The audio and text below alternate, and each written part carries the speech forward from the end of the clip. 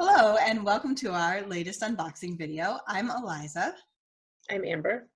And we're here at the Hatfield Public Library and we're going to be unboxing some kids books. And just a fun heads up about the kids books is we're going to stick golden tickets in like a quarter of the new kids books. So if you request one from curbside pickup, you might randomly get a golden ticket and you can turn that in for a prize at the library. So it's not like there's not already a lot of incentive to get lots of cool new books, but also now you have added incentive in the golden ticket. Do you want to go ahead and show us a book? Yeah. Okay. Did I say kids books? We're doing kids books. Yeah. And maybe some teen books. This looks kind of creepy and really cool. The Weirn books? Is that how you pronounce W-E-I-R-N? It looks like Weirn. Weirn. The Weirn books. Be wary of the silent woods. So this is book one. Oh man, this looks really good. Vampires, shifters, Weirns. Is that like werewolf? And other night things. I don't know, I guess. Okay, we'll go with that. I'm excited about mine. I have the newest Dogman, Grime and Punishment. These are so fun to read. They're fun for kids to read. They're fun to read aloud with kids. Just like super recommend this series. I don't think there are any more in here, but we have Owl Diaries, Eva in the Spotlight. We have a bunch of these already. They're good. I think like are they first chapter? They're pretty graphic. Like, you're making that jump from beginning readers to, yeah. I've got a fun looking one called Agent Moose. This is another graphic novel and just looks really colorful and fun about a moose that solves mysteries. Cool.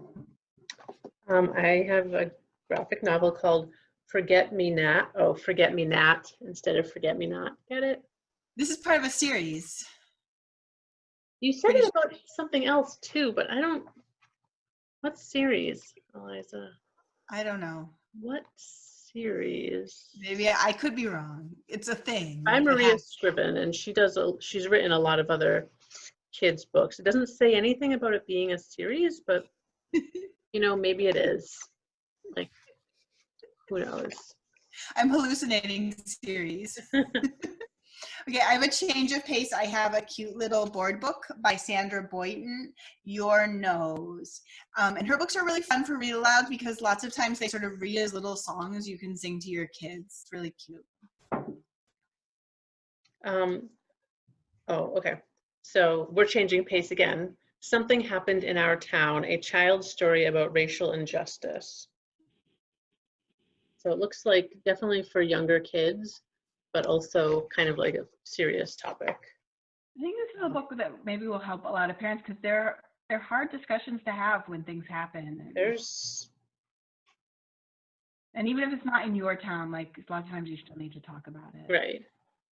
So like lots and lots of pictures, like obviously a picture book, kind of introducing the idea of racial injustice to young kids. So really good. I'm glad that we got something like this.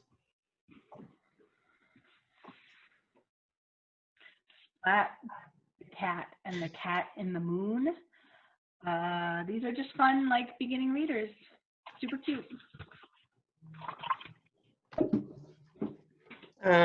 Oh, the Big Fun Kids Book, Food Network magazine. They always publish really interesting looking things. Like, oh my God. They show you how to make a cheeseburger cake. What? And crunchy carrot mac and cheese. What is this? This is a cake. Kids are going to make a cake that looks like a hamburger? Aren't they already sneaky enough? Sesame potato chips, coconut chicken fingers. And what I really like is that it has the spiral. It's a pain to plug the spiral part, but it means that it sits nicely especially for kids. Ooh, I like that book. Is 5 too young for cooking? No. Pout-Pout Fish Goes to the Dentist. I think this is a good one.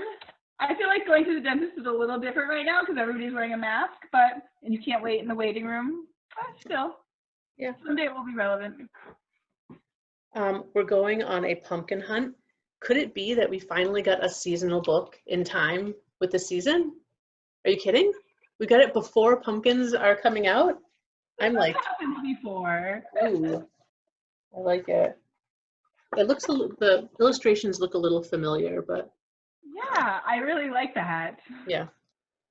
I have Mr. Lemoncello and the Titanium Ticket. This is part of a popular series by Chris Grabenstein, which I think has a lot of like puzzles and stuff in it for kids to solve as they read. That's a part of a series, kind of, right? A real series, not an imaginary series. That we have. I know that we have some of the possible series. Yeah. Okay, now I think I'm getting into the teen stuff. Oh, you're in teen? Oh, I'm close to teen. Okay. Should I hold off? Do you want to do your kid stuff? Do your I kid think stuff. I have two. I have this one, which is a Max Einstein by James Patterson and also Chris Grabenstein. Look, two Chris Grabenstein in one box. He's so busy. And this is also, I think, a series, a sequel, or at least a sequel. And then I have this one called American as Paneer Pie, which looks like sort of upper middle grade chapter book, a good transition into YA, because probably for like older middle grade. And it's about a girl who's the only Indian American kid in her town. And so at home, she kind of does like things for her Indian culture, but then she just doesn't in the rest of her life. And then another Indian kid moves into town. So I'm going to start the teen books. We have this one called Displacement by Kiku Hughes. I don't recognize the name of that author. It's a no, it's not sci-fi. It says she's written sci-fi before. So a girl is in present-day San Francisco. Oh, and then she finds herself displaced to the 1940s Japanese-American internment camp. Ooh, oh, that's interesting. So the girl like goes back in time. So it kind of gives you the experience of being in the internment camp with like a modern view of what it would be like. That sounds good. Yeah, we also have a George Takei book in a collection about his experience in the Japanese internment camp. So that might be like a good pairing. Okay, Forest of Souls. This is such a like solid YA book name, Forest of Souls. And it is about about a woman or a girl, maybe a teenage girl who's training to be a royal spy. And then shamans attack and kill her best friend. And she's summoned to the domain of the Spider King and as a soul guide. And she has to somehow save the friend who was killed. I don't know how she's saving the friend. Maybe saving their soul from like badness. So it's just like solid, like fantasy kind of. Fantasy, straight up. Yep. Cool. Just okay. throw yourself in there and enjoy. Oh, this is interesting. Okay, so we got Marvel Black Panther novel Shuri. Ah. I don't know if we have others like this. Just juvenile fiction.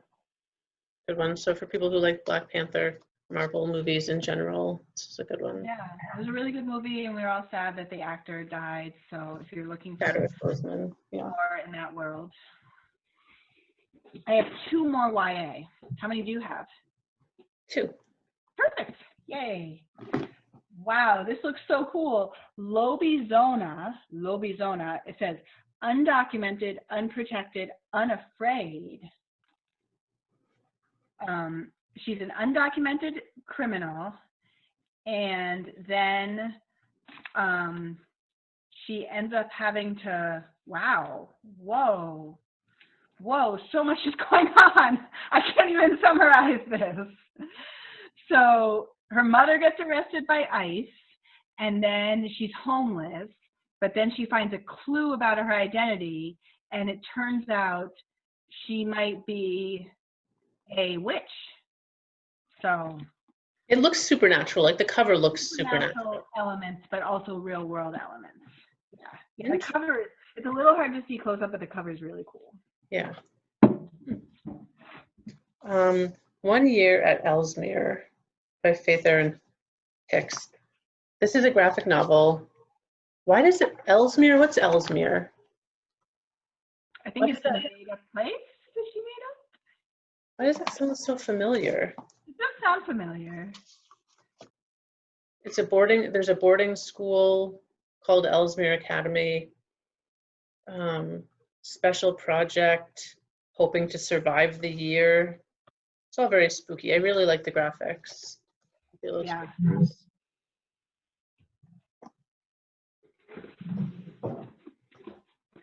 Song Below Water by Bethany C. Morrow. Oh ho ho! It's about a siren.